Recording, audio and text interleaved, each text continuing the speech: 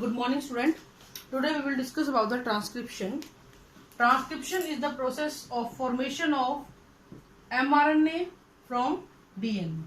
यानी कि जब आप डीएनए की इंफॉर्मेशन को यूज करते हो to form the mRNA, that is known as transcription. यानी कि डीएनए के अंदर जितनी भी स्टोर्ड इंफॉर्मेशन है, जितनी भी हेरिडिटरी इंफॉर्मेशन है, उसको यूज किया जाएगा, उसको डिकोड किया जाएगा बाय एमआरएनए, ताकि फर्दर प्रोटीन बनाए जा सके और एंजाइम्स बनाए जा सके। ठीक है, तो इस तरीके से डीएनए से एमआरएनए बनने के प्रोसेस को हम क्या बोलते हैं बेटा? प्रोटीन ट्रांसक्रिप्शन बोलते हैं।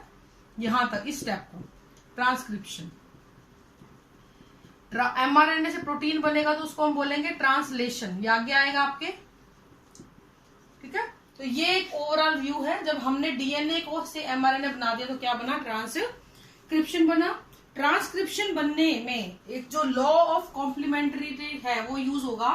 लॉ ऑफ कॉम्प्लीमेंट्री ये क्या बोलता है कि जब भी आरएनए बनेगा तो एडेनिन के साथ थियामिन ना जुड़ के, एडेनिन के साथ क्या जुड़ेगा बेटा? यूरेसिल जुड़ेगा। एक चीज ये इंपॉर्टेंट बात है।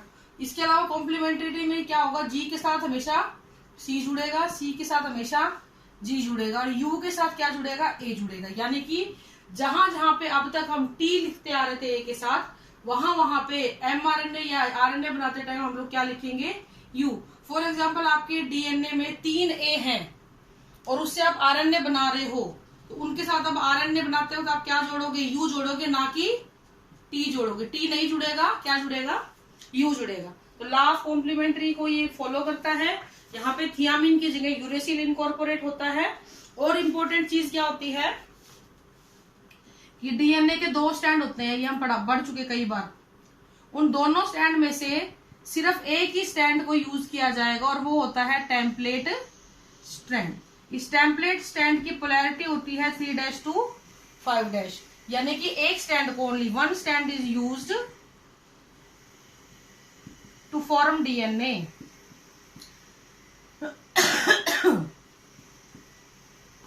ठीक है, अब बात आती है कि एक स्टैंड क्यों यूज किया जाता है। एक स्टैंड इसलिए यूज किया जाता है बेटा कि अगर दोनों ही स्टैंड यूज कर लिए जाएंगे तो आपकी एक प्रोटीन बनेगी इस डायरेक्शन की और दूसरी बनेगी इस डायरेक्शन की।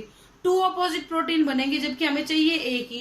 तो ये एक जो बनी है उल्टी डायरेक्शन वाली, इसका कोई फायदा नहीं है, ये हमारे काम आ जाएगी, पहली बात। दूसरा, हो सकता है दोनों स्टैंड ट्रांसक्राइब जब हो जाएं, ठीक है, दोनों स्टैंड ट्रांसक्राइब जब हो जाएं तो ये एमआरएनए यहां से निकलना शुरू कर देगा और हो सकता है जब ये बाहर जा रहा हो तो ये दोनों ही आपस में जुड़ जाए। ये वाला स्टैंड और ये वाला स्टैंड जो नए बने हैं ये आपस में ही जुड़ के क्या बना ले?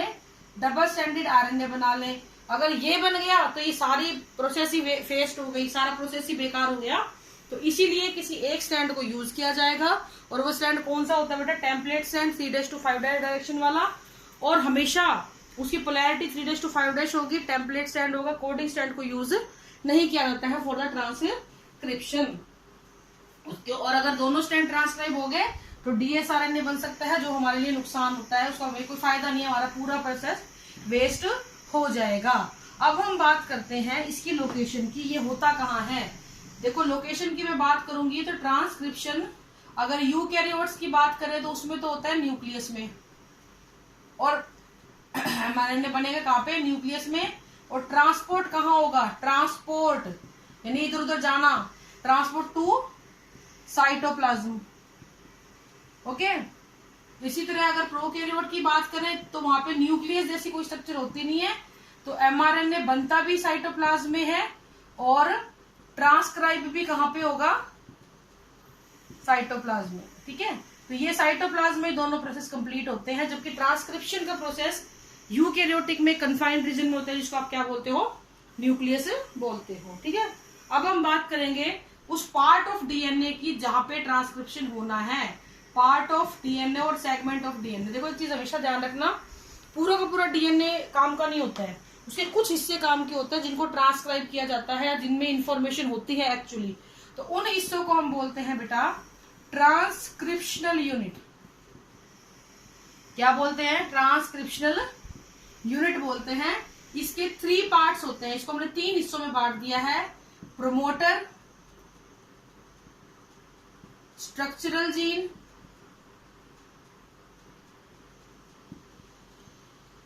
और टर्मिनेटर रीजन। 3 रीजन में बांट दिया है। डायग्राम बनाऊंगी मैं, आपको समझ में आ जाएगा। प्रोमोटर रीजन बहुत सिंपल डायग्राम है और सबसे अच्छी बात बहुत इंपॉर्टेंट है, बहुत बार पेपर में पूछा जाता है। ये तो मैंने सिर्फ लाइनिंग का आइडेंटिफिकेशन के लिए रख दिया। ये 3 एंड ये 5 ये 5 ये 3 ये जो है ये आपका है प्रोमोटर रीजन।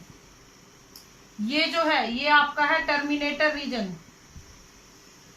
ये बीच का जो हिस्सा है ये पूरा, ये वाला पूरा हिस्सा बीच का, ये है आपका स्ट्रक्चरल जीन। ठीक है, ये वाला यहां से शुरू कर दो यहां तक, यहां से शुरू कर दो यहां तक, ये बीच का पूरा हिस्सा स्ट्रक्चरल जीन। तो तीनों इससे आगे प्रोमोटर, स्ट्रक्चरल और टर्मिनेटर। इस स्टैंड को हम बोलेंगे टेम्पलेट स्टैंड। टेम्पलेट के सामने वाले को क्या बोलेंगे, कोडिंग स्ट्रैंड। ठीक है बेटा,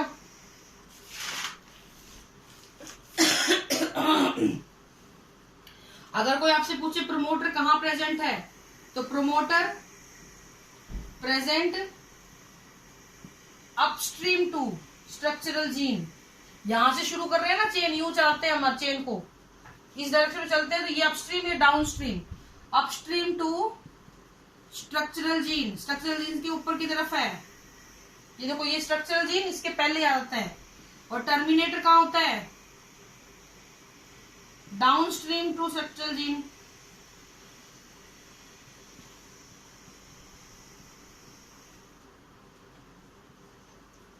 ठीक है, डाउनस्ट्रीम टू स्ट्रक्चरल जीन। ठीक है, इस तरीके से प्रेजेंट होता है। कोई पूछे कि प्रोमोटर टेम्पलेट स्टैंड के कहां पे, किस एंड पे है, तो टेम्पलेट के 3 पे और कोडिंग के 5 पे। कोई पूछ रहे टर्मिनेटर कहां पे प्रेजेंट है, टर्मिनेट कोडिंग के 3 एंड पे और टेम्पलेट के 5 एंड पे प्रेजेंट होता है। तो ये आपको डायरेक्शन पता होनी चाहिए। अब जो होता है प्रोमोटर के पास एक पर्टिकुलर रीजन होता है ताकि कोई भी जीन की स्ट्रक्चर वहां से शुरू हो सके। इसको हम बोलते हैं टाटा बॉक्स या फिर प्रिबनाउ बॉक्स। प्रिबनाउ बॉक्स इसलिए बोल देते हैं कि जिस साइंटिस्ट ने इसको खोजा था उसने अपना नाम इसको दे दिया प्रिबनाउ बॉक्स, या फिर टाटा बॉक्स। टाटा मतलब कोई पर्टिकुलर नाम नहीं है, ये कुछ ऐसे रीजन होते हैं जब AT वाले कोड ज्यादा आते हैं, तो इसलिए इसको हम क्या बोल देते हैं बेटा, टाटा बॉक्स बोल देते हैं। तो प्रोमोटर रीजन के आसपास टाटा बॉक्स पाए जाएंगे ताकि चेन की यहाँ पे से शुरुआत किया जा सके। इन एरियाज के अंदर आपके पास कुछ खांच होती है, ग्रूव्स होती है, ताकि इनको ये अपना प्रॉपरली काम कर सके। अब ये प्रोमोटर हो गया, ये टर्मिनेटर हो गया। अब हम बात करेंगे बेटा स्ट्रक्चरल जीन की। स्ट्रक्चरल जीन क्या बला है,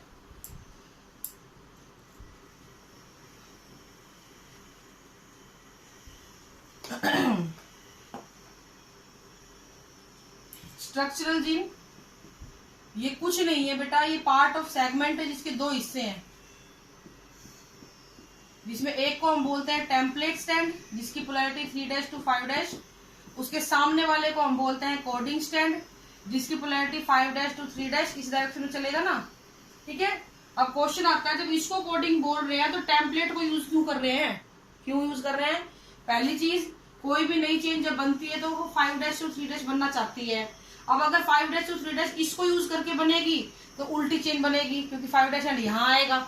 ठीक है, लेकिन यहाँ से उल्टी चेन हम बना नहीं सकते, तो इसलिए 5 एंड यहाँ लगेगा। ये एक जनरल बात है। लेकिन असली बात क्या है कि देखो जरा, कोडिंग की इंफॉर्मेशन को ही तो कोड करना है, AGCT ये ऐसे है। ये आपका क्या है, कोडिंग स्टैंड। क्यों इसको कोडिंग बोला वो मैं समझा रही हूँ। अब इसके अगेंस्ट जो टेम्पलेट स्टैंड बनेगा वो कैसा बनेगा, A के साथ T जुड़ेगा, G के साथ C, A T C G A। तो ये आपका क्या बन गया बेटा, इसका टेम्पलेट बन गया। अब इस टेम्पलेट स्टैंड को जब मैं यूज करती हूँ तो जो मेरा mRNA बनता है वो कैसा बनेगा, मैं ऊपर बना रही हूँ, वैसे तो वो अंदर बनता है, समझाने के लिए। देखो जरा, A के साथ T के साथ क्या जुड़ेगा, A जुड़ गया, C के साथ G के साथ C, ए के साथ अब जुड़ेगा यू, मैं बता चुकी, क्योंकि यहाँ पे जब भी आरएनए बनता है टी नहीं मिलता, वहां पे ए के साथ जुड़ने के लिए कौन होता है, यू होता है। टी के साथ ए, सी के साथ जी, जी के साथ सी, ए के साथ यू। अब बेटा देखो जरा, अगर ये वाला कोड, अगर ये वाला स्टैंड ट्रांसक्राइब होता तो क्या इसकी इंफॉर्मेशन यू की यू जा पाती, एज सच जा पाती, नहीं जा पाती। देखो जरा, फॉर एग्जाम्पल यहाँ पे भी इसने एमआरएनए बना लिया, ए के साथ यू, अरे सी जी A T, sorry you see जी ए। अब देखो जरा, इस स्टैंड से ये वाला ज्यादा मैच कर रहा है, ये वाला मैच कर रहा है, मैं मैच करवा रही हूँ, पर इस कोडिंग स्टैंड से ये वाला एमआरएनए मैच कर रहा है, ये वाला एमआरएनए मैच कर रहा है। ए के साथ ए, जी के साथ जी, सी के साथ सी, क्योंकि टी तो वहां होता ही नहीं है तो यू आएगा, वो मैच हो गया। ए के साथ ए, जी के साथ जी, सी के साथ सी, टी के साथ यू, हो गया मैच। अब नीचे वाले को मैच कर लो, ये एक और एमआरएनए मैंने बना के देखा, you see ji A, you see जी ए, कहीं से भी मैच नहीं करा इसके साथ। ए की जगह ए आया, इसमें ए की जगह ए आ रहा है, लेकिन यहाँ पे ए की जगह यू आ गया, यहाँ पे जी की जगह जी आ रहा है, यहाँ पे जी की जगह सी आ गया, यहाँ पे सी की जगह सी आ रहा है, यहाँ पे सी की जगह जी आ गया। इसीलिए कोडिंग स्टैंड को ट्रांसक्राइब नहीं करते, क्योंकि इसके हिसाब से जो इन्फॉर्मेशन आएगी वो उल्टी इन्फॉर्मेशन आएगी, आपका प्रोटीन सही नहीं बनेगा। तो इसके द्वारा दिए गए प्रोटीन की इन्फॉर्मेशन को सही बनाने के लिए पहले टेम्पलेट स्टैंड बनता है, और उस टेम्पलेट स्टैंड को फिर एमआरएनए यूज करेगा अपने आप को बनाने में, ताकि इन्फॉर्मेशन करेक्ट आ सके। तो ये स्ट्रक्चरल जीन वो हिस्सा है जिसके coding stand 5' to 3' polarity, 3' to 5' polarity को यूज किया जाएगा, ताकि आपका स्टैंड सही से बन सके। इसीलिए हम लोग टेम्पलेट स्टैंड को यूज करते हैं। अब हम बात करेंगे कुछ ऐसे एंजाइम्स की जहां पे यहाँ पे यूज होंगे, लाइक आरएनए पॉलीमरेज यहाँ पे यूटिलाइज होता है, polymerase first second third, first second third you के, ये होता है यूकैरियोट्स में, प्रोकैरियोट में एक ही होता है, ठीक है। पॉलीमरेज फर्स्ट जो होता है वो राइबोसोमल आरएनए को बनाता है, ये एमआरएनए को बनाता है, और ये टीआरएनए को बनाने में हेल्प करता है। इसके अलावा यहाँ पे एक सिग्मा फैक्टर होता है प्रोटीन के अंदर। सिग्मा फैक्टर क्या करता है, ये इनिशिएशन में हेल्प करता है, किसी भी चेन को शुरू होने में हेल्प करता है। फिर एक होता है बेटा रो फैक्टर, ये क्या करता है, ये किसी भी चेन को टर्मिनेट करता है, टर्मिनेशन फैक्टर होता है, टर्मिनेट करने में हेल्प करता है। इसके अलावा अल्फा और अल्फा डैश पेप्टाइड होते हैं, ये प्रोटेक्टिव होते हैं, ये प्रोटेक्टिव बिहेवियर शो करते हैं, प्रोटेक्शन का काम करते हैं दौरान इसके। और फिर होता है बीटा और बीटा डैश, ये क्या करता है, कैटालिटिक बिहेवियर शो करता है, जहां पे भी काट छांट करनी होती है यहाँ पे ये यूज किया जाता है। तो बेटा ये आपका पार्ट 1 मैंने लिखा हुआ है, यानी इंट्रोडक्शन है ट्रांसक्रिप्शन का। कल हम एक्चुअल प्रोसेस की बात करेंगे। This is all for today, thank you, have a nice day.